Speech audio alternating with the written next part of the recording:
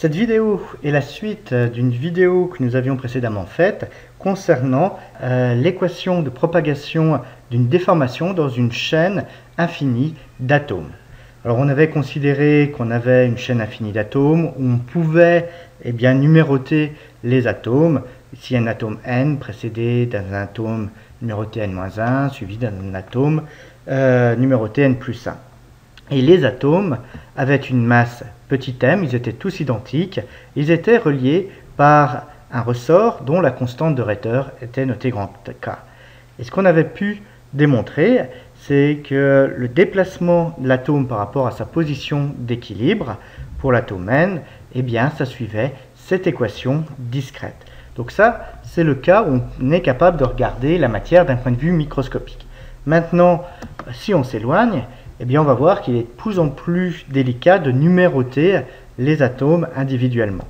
Et si on s'éloigne encore davantage, là, on ne sera plus capable de faire la différence entre chacun des atomes, de pratiquer cette numérotation.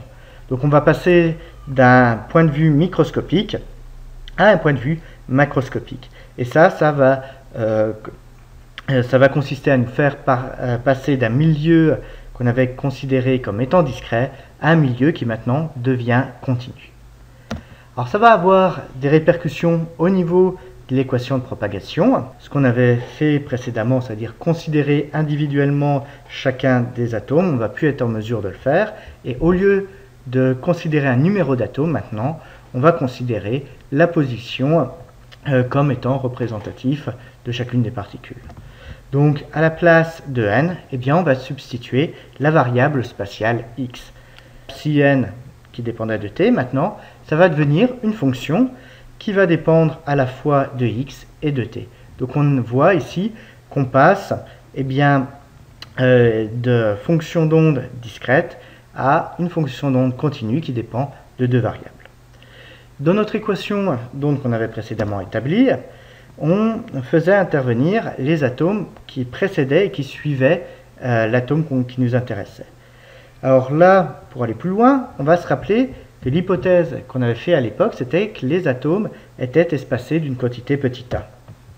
Donc, pour repérer l'atome n-1, on va regarder sa position, c'est x-a. Et du coup, la fonction d'onde psi n-1 de t, on va la remplacer par psi pris à la position x-a qui dépend de t. L'atome qui suit, c'est l'atome n plus 1, il est situé à une coordonnée x plus a, donc pour le décrire, on utilisera la fonction psi à la coordonnée x plus a de t. Alors, si on reprend tout ça et qu'on l'injecte dans notre équation qu'on avait précédemment établie, on obtient une nouvelle équation. On voit que l'indice n a totalement disparu. Et comme on a désormais une variable qui dépend de deux coordonnées, l'espace et le temps, on va utiliser non plus des dérivées simples, mais ici des dérivées partielles. Donc ça nous donne la dérivée partielle seconde par rapport au temps de psi, qui vaut la raideur divisée par la masse de la fonction d'onde prise à une position x-a, plus la fonction d'onde prise à une position x plus a, moins 2 fois la fonction d'onde. Alors, une telle expression, c'est pas forcément fabuleux, et on va chercher à avoir quelque chose de plus élégant. Alors, pour faire ça, on va utiliser un outil mathématique qui s'appelait le développement limité de Taylor.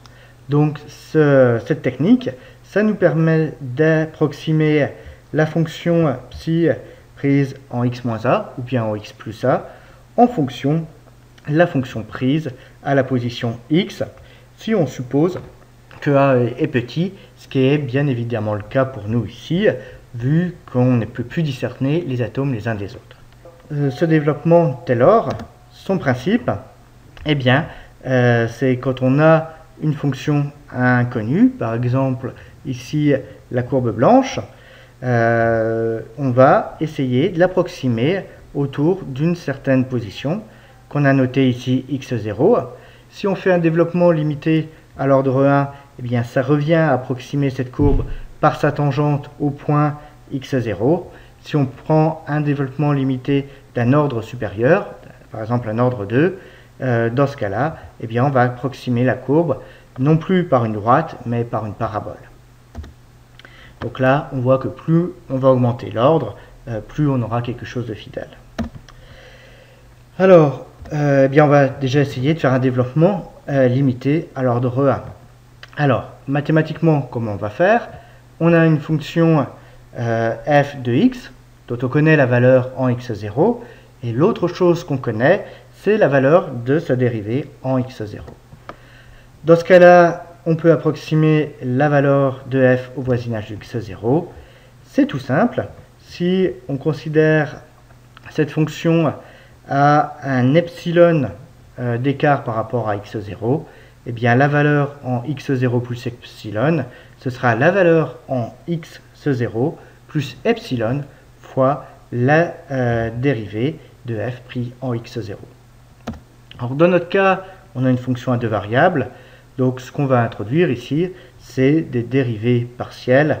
Ça ne change pas du tout la manière dont on va pouvoir utiliser ce développement limité.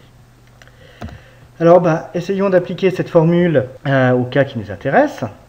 On voit qu'on a un x moins 1, un phi de x moins a. Donc, si on applique la formule, on remplace epsilon par moins a.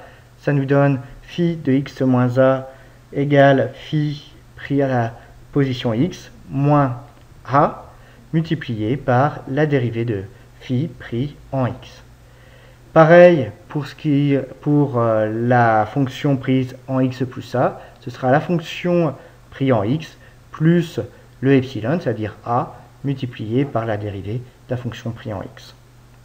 Si on met maintenant tout ensemble, si on rajoute tout dans l'équation initiale, eh bien ça va donner quelque chose d'intéressant, parce qu'on va voir qu'il y a des termes qui se suppriment. Notamment, on a ici la dérivée de phi par rapport à x, et on a son opposé qui intervient. Donc ces termes-là vont disparaître, et pareil aussi, on a phi plus phi moins de phi, donc ça va disparaître également. Donc ce qui va nous rester, c'est que la dérivée seconde de psi, c'est égal à 0. Or ça, le problème, c'est que ce n'est pas une équation de propagation, on n'a plus de dépendance spatiale. Donc là, on a souci, on ne va pas pouvoir en déduire un phénomène de propagation. Ce qu'il va falloir faire, la seule solution, ça va être de pousser plus loin notre développement limité. On ne va pas pouvoir utiliser un développement limité à l'ordre 1, on ne pourra pas s'en contenter, il faut pousser à un ordre supérieur, on va faire un développement limité désormais à l'ordre 2.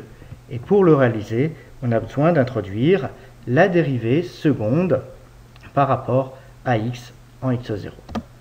Donc, pour faire le développement limité d'ordre 2, on a juste à rajouter un terme supplémentaire ici, qui sera epsilon carré sur 2, multiplié par la dérivée seconde de la fonction, pris au point qu'on considère.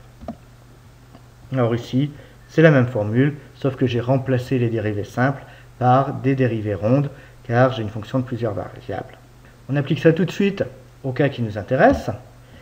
Ça va nous donner en x plus a la valeur de la fonction prise en x, plus a fois la dérivée de la fonction prise en x, plus a carré sur 2, la dérivée seconde de la fonction prise en x. Pour avoir cette formule, j'ai juste substitué ici epsilon et a x0, je l'ai remplacé par x. Je fais la même chose en x moins a, ça me donne ce résultat. Et maintenant, je vais remettre tout ça dans l'équation plus haut. Alors, ça fait quelque chose d'assez long, mais là encore, on va voir des termes qui vont supprimer. Qu'est-ce qui va supprimer? Eh bien, on l'avait déjà vu tout à l'heure, le terme en dérivée première disparaît, le terme en psi disparaît également. Donc ce qui reste au final, c'est les termes faisant apparaître la dérivée seconde. Donc l'équation à laquelle on aboutit, c'est la dérivée seconde par rapport au temps de psi, moins a carré sur k divisé par m, la dérivée seconde par rapport à x2, tout ça, ça vaut 0. Ça, eh bien, ça constitue l'équation de propagation de l'onde dans la chaîne continue. Et ça, on peut le mettre sous une forme plus traditionnelle, plus générale, en remplaçant a carré fois k sur m par v carré. Donc il y a deux possibilités, soit on met le terme dépendant du temps en premier, soit le terme dépendant de l'espace en premier. Ça ne change rien à l'utilisation. Alors ça, c'est une équation très répandue en physique qui s'appelle l'équation d'Alembert. Et V, on le verra dans une vidéo prochaine, ça représente la vitesse. Alors, cette équation, c'est une équation différentielle du second ordre à deux dimensions, temporelle et spatiale, et elle a été initialement proposée par Jean Le Rond d'Alembert au milieu du XVIIIe siècle. C'est la première équation de propagation. Son autre avantage, c'est que c'est l'une des équations les plus simples à résoudre. Et enfin, dernier atout, c'est qu'on a de nombreux systèmes physiques qui répondent à cette équation. Ça ne veut pourtant pas dire que c'est la seule équation de propagation qu'on peut trouver en physique. Il y a bien d'autres exemples qui existent.